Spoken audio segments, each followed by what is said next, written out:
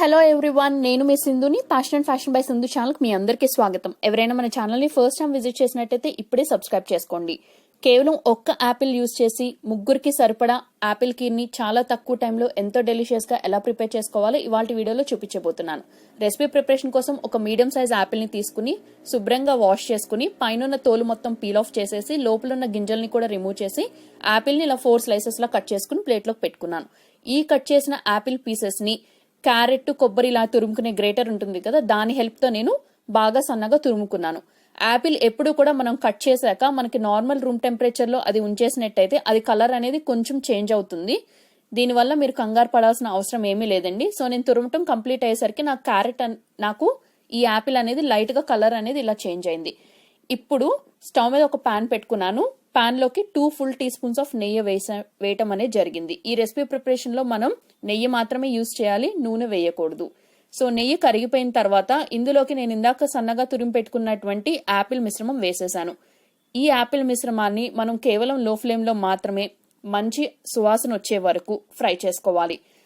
It takes around 3 to 4 minutes time అండి. So continuous గా mix చేస్తూనే ఉండండి, ఎందుకంటే మనకి యాపిల్ తురుము అనేది చాలా డెలికేట్ గా ఉంటుంది కాబట్టి మీరు గనక పాన్ లో అలా ఉంచేసినట్టయితే అది త్వరగా అడుగు పట్టేస్తుంది.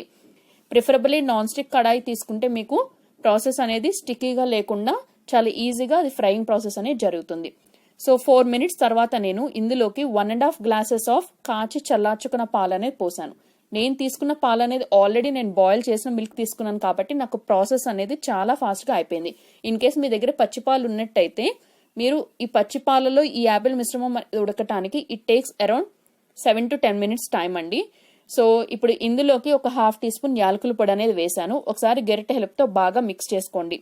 మిక్స్ చేసుకుని ఇందులోకి ఇప్పుడు మనం స్వీట్నెస్ కోసం milk made condense milk use చేశాను. మిల్క్ మేడ్ అనేది నెస్టిల్ బ్రాండ్ వాళ్ళది మనకి మార్కెట్ లో అవైలబుల్ గా ఉంటుంది. సో అది యూజ్ చేశాను. ఈ కండెన్స్ మిల్క్ అనేది నేను ఇక్కడ ఒక 3 full teaspoons యూజ్ చేయడం జరిగింది. ఈ రెసిపీ ప్రిపరేషన్ కోసం మనం అడిషనల్ గా షుగర్ ఏమీ యాడ్ చేయాల్సిన అవసరం లేదు, ఎందుకంటే మనకి కండెన్స్ మిల్క్ లో ఆల్రెడీ స్వీట్నెస్ కంటెంట్ అనేది ఉంటుంది. సో నాకైతే 3 full teaspoons ఆఫ్ షుగర్ అనేది షుగర్ క్వాంటిటీ అనేది కండెన్స్డ్ మిల్క్ నుంచి సరిపోయింది.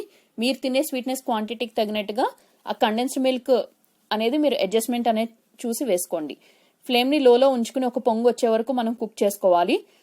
It takes around 5 to 6 minutes time అండి. సో 5 to 6 minutes తర్వాత మనకి పాలు అనేది కొంచెం బాగా థిక్కెన్ అవటం స్టార్ట్ అవుతుంది, దగ్గర పడుతుంది, చిక్కగా అవుతుంది అనమాట. సో అలా స్టేజ్ వచ్చిన తర్వాత ఫ్లేమ్ ని టర్న్ ఆఫ్ చేసేసి పైనుంచి ఏదన్నా సన్నగా తరిగి పెట్టుకున్నటువంటి డ్రై ఫ్రూట్స్ వేసుకోండి. ఈ డ్రై ఫ్రూట్స్ ని మనం రోస్ట్ చేయాల్సిన అవసరం లేదు, డైరెక్ట్ గా ప్లెయిన్ డ్రై ఫ్రూట్స్ వేసేసాను. నేనైతే ఆల్మండ్స్ యూజ్ చేశాను, బాదం పప్పు. ఈ రెసిపీని మనం వేడిగా చల్లగా ఎలా సర్వ్ చేసుకున్నా చాలా బాగుంటుంది. యాపిల్ ని ఎప్పుడు ఫ్రూట్ లాగే కాకుండా ఒక్కసారి ఈ కీర్ రెసిపీ ట్రై చేయండి. ఈ వీడియో నచ్చితే లైక్ చేసి షేర్ చేసి మన ఛానల్ సబ్స్క్రైబ్ చేసుకోండి.